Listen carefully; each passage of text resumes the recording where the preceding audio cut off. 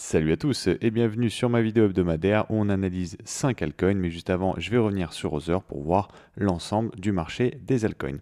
Comme d'habitude, analyser Other est vachement pertinent puisque ça nous permet en un graphique de voir la dynamique sur les altcoins, mais c'est encore plus important aujourd'hui puisque mercredi dernier du coup on a eu un pump. On peut dire que ici c'est l'order block initial de tout ce mouvement haussier.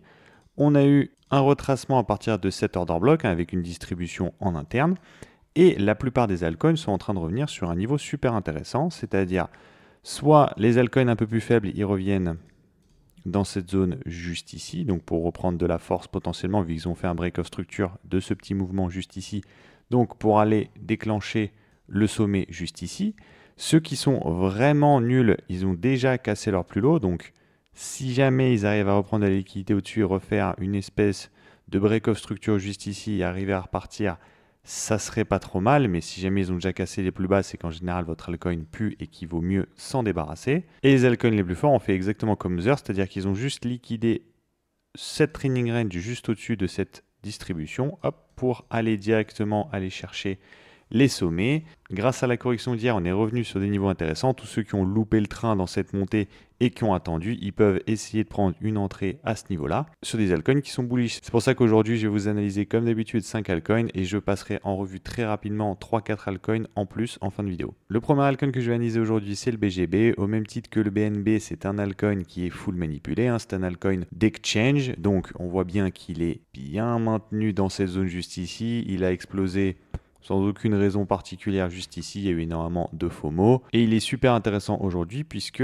on peut voir qu'il va tenter le break des 5,845, ce qui pourrait ramener une explosion à la hausse, une accélération un peu dans ce style-là. Il va sûrement réagir dans cette zone juste ici, mais à mon avis, si jamais il y a une grosse pression acheteuse, à ce niveau-là, il va faire une réaccumulation et il va casser. Pourquoi? Tout simplement pour suivre exactement la même chose que le BNB. Les gens s'excitent sur BNB à juste titre puisque le token fait que monter. Donc ce serait un bon choix marketing pour un altcoin que tu manipules de faire exploser le prix au même moment puisque les gens du coup sont dans cette tendance à acheter des tokens d'exchange grâce à BNB. Au même titre que si jamais tu es un token manipulé dans l'IA et que Tao commence à exploser, tu essaies de faire péter ton projet en même temps pour que la hype revienne sur ton projet. Le deuxième altcoin, c'est le Raydium qui est sur une bonne dynamique haussière et en plus il est sur un niveau intéressant qu'on va aller voir tout de suite après. Juste avant, je vais vous parler de ce mouvement baissier qui est arrivé où ça dans cet order block initial de tout ce mouvement haussier. On voit bien une accumulation de wick-off avec la dernière liquidation avant d'aller chercher un break of structure.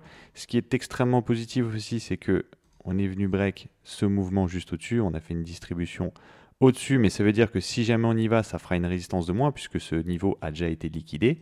Donc, si à partir d'ici, on pète, pour moi, on ira break les 4,117 pour aller au minimum se loger dans cette zone ici, les 4,466, 6,200, qui sera un très bon niveau pour prendre des profits. À partir d'ici, ça nous ferait un plus 60%, donc on est quand même sur un niveau qui est super intéressant. En plus, quand on se met en daily, on arrive à voir ce que je vous ai dit sur Other, c'est-à-dire un break of structure à partir de mercredi où ça a poussé. Il fait partie des altcoins puissants parce qu'il n'est même pas revenu dans cet order block initial de son mouvement. Il est juste venu s'arrêter si jamais on se met en une heure. Tac, en dessous du coup de sa cassure de trailing range qui est juste ici. Et là, on peut voir qu'en une heure, il est en train d'accumuler. Il pourrait très bien descendre à partir de ce niveau-là, sauf que on peut voir aussi qu'il y a quand même pas mal de mouvements ici. Donc en fait, il est en train de refermer les ordres, réaccumuler. Pour moi, il va repartir et casser ces equal high qui sont juste ici. Et si jamais on se remet en daily pour voir où est-ce qu'il pourrait s'arrêter, il pourrait potentiellement s'arrêter à partir de cet order block. Hop, juste ici, donc c'est le dernier achat avant toute cette vente, mais si jamais il vient jusqu'ici, pour moi, il ira plus haut. Alors vraiment, si jamais il vient ici, et que vous voyez qu'il commence à s'arrêter un peu au-dessus et qu'il fait un UTAD, bon, c'est que ça pue et qu'il va revenir juste en bas, mais je pense qu'il va venir traverser, reprendre ici, hop, refermer les ordres pendant cette descente, réaccumuler. Donc l'idée serait de passer les equal high dont je vous ai parlé tout à l'heure, d'aller se loger dans cette zone juste ici, de réaccumuler. Juste au-dessus de ce niveau-là, il y aurait peut-être une petite réaction avant de repartir. Et vraiment, le premier arrêt, ça sera dans cette zone. Alors ça va pas se passer en 2 jours, sauf si vraiment on a une explosion lunaire à la hausse. Mais au moins, comme ça, vous avez la roadmap pour les prochaines semaines. Hondo aussi qui peut être intéressant. Malheureusement, quand j'ai ouvert le graphique, la chose qui me saute aux yeux, c'est vraiment cette grosse liquidité juste en dessous. Regardez, on a énormément de liquidité. On a une liquidité qui est juste en dessous de tous ces highs, de tous ces lows, juste en dessous. On a une grosse liquidité juste ici. On pourrait revenir dans cet order block juste là. Donc ça vous permettrait de liquider tous ces niveaux, de revenir juste ici. Je pense que si jamais il arrive à ce niveau-là, ça sera un très bel endroit pour aller chercher des plus hauts. Quand je parle de plus haut, je parle de ce high qui attend de se faire manger pour qu'on revienne juste ici. Il y a énormément de mèches, énormément d'ordres à farmer juste ici. Donc ça peut être intéressant de commencer à rentrer ici si jamais vous croyez au projet. Si jamais on se met en daily en plus, on peut voir que il a fait exactement comme je vous ai montré sur Other, donc un break-off structure. Là, il est en train de revenir dans cette zone juste ici. Et si jamais on se met en 1 heure, on voit que comme les autres, il est en train d'accumuler. Donc ça peut être intéressant de mettre une petite miette. Si jamais vous voulez investir sur Hondo, bien évidemment, de mettre une petite miette maintenant. Comme ça, si jamais il part, vous pouvez aim ce niveau juste ici, le break des 1,134. Et si jamais il descend, vous pourrez reload dans la grosse zone que je vous ai montré en weekly, juste ici. C'est le genre de projet qui peut être intéressant d'attendre pour choper au rabais, puisque à partir d'ici, ça nous ferait quand même un beau risque-reward, ça nous ferait du 53%. Alors que si vous le prenez à partir d'ici et que vous tentez directement le break, ça nous fait que 25%, 28% ici, 37% quand on arrivera dans la zone. Est-ce que c'est vraiment intéressant? C'est à vous de voir, sachant qu'en plus, il me semble, on a une libération de tokens chaque début d'année. Je vais aller vérifier ça. Je suis allé vérifier, c'est bien ça, comme chaque début d'année, on libère pas mal de tokens sur Hondo. Donc même si graphiquement, il est plutôt intéressant et que sur le fondamental, il est vraiment sexy, si jamais vous vous trompez, que vous faites une entrée ici et qu'au final, on revienne dans ces zones-là, qu'on galère un peu à remonter, qu'on vienne jusqu'ici et qu'on arrive du coup début 2026, que sur le graphique ça va très très vite, début 2026 c'est à partir de ce niveau-là. Donc si vous êtes bloqué en dessous et qu'en plus après il y a une libération de token et que vous vous faites domper à la gueule, ça serait dommage. Donc est-ce que le projet est intéressant? Oui. Est-ce qu'il y a mieux à faire? Personnellement je pense que oui, mais après vous faites bien évidemment ce que vous voulez. CNA, ce qui est intéressant au-delà du graphique, c'est qu'ils rapportent pas mal de thunes et en plus ils ont un système de buyback, donc ça peut être intéressant de se mettre sur le projet parce que vous êtes un peu garanti qu'il y a une pression acheteuse. Personnellement, je ferais quand même gaffe. Pourquoi? Parce qu'en fait, au niveau des targets de vente, malheureusement, on y est déjà allé. Alors, pourquoi? Tout simplement parce que quand on a un projet qui revient ici, si par exemple on oublie ce qu'on voit ici et qu'on a vu un petit pump ici, en fait, la target la plus simple, c'est ici. Donc en gros, on a une construction haussière, on revient ici, on peut acheter par là, parce que ça nous fait un excellent risque-reward. Avec une cassure de ce high, on vient ici, on réagit juste au-dessus, on repart, et là-dedans, on distribue, ça nous fait une très belle zone de vente. Et là, malheureusement, à partir d'ici, quelle est la zone de vente? La zone de vente est très proche, ça serait cette zone de vente juste ici. À moyen terme, on a vu qu'il est quand même pas mal intéressant, mais à court terme, je le trouve moins intéressant que la plupart des altcoins. Mercredi, on a une explosion à la hausse. Jeudi, ça a continué pour le break of structure de ce niveau. On a eu tout de suite une réaction à la baisse. Même on a tenté une hausse. En direct, on s'est fait ravaler. Et aujourd'hui, au lieu de revenir dans cet order block juste ici, qui était quand même déjà assez bas, on est venu le liquider pour prendre un peu de force en dessous. Vous avez bien vu que sur quand même la plupart des altcoins, on a fait une explosion à la hausse, on est revenu, il y avait l'order block ici, certains ont liquidé un peu ce niveau-là, je vous ai dit que ceux qui étaient plus forts ont juste liquidé ce niveau-là et ils sont repartis, ou tout du moins ils sont ici et ils ont une réaction.